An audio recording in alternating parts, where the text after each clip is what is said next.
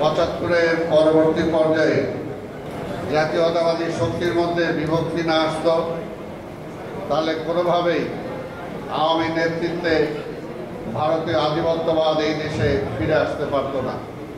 ঠিক তেমনি বলতে চাই, আপনারা কে কীভাবে নেবেন আমি জানি না, কিন্তু এই জাতীয় প্রেস ক্লাবেও যদি জাতীয়তাবাদী শক্তির মধ্যে বিভক্তি না আসত, তাহলে আওয়ামী স্বৈরাচারের দালালরা যারা প্রেস ক্লাব দখল করেছিলেন তারা দখল করতে পারত না।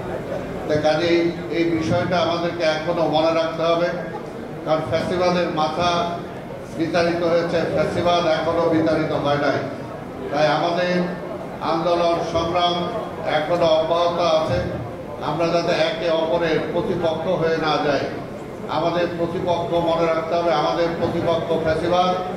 আমাদের প্রতিপক্ষ ফ্যাসিবাদের যে গুরু সেটা হলো ভারতীয় আধিপত্যবাদ।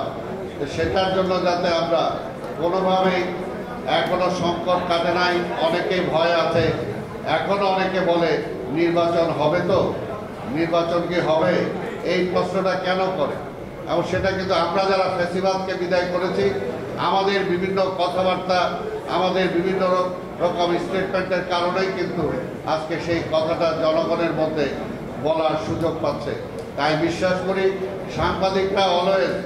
সাংবাদিকরা ছাত্ররা অলওয়েজ একটা প্রেশার গ্রুপ হিসাবে কাজ করে সমাজে, যে যাদের সমাজের দায়িত্বে যারা থাকে তারা যাতে ভুল ত্রুটি করতে না পারে, বা ভুল ত্রুটি করলে সেগুলোকে তাদের চোখের সামনে তুলে ধরা।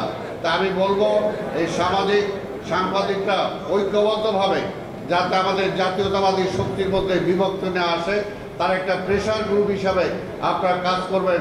তা না হলে কিন্তু দেশের ভবিষ্যৎ খুব একটা সুন্দর বলতে পারছি না।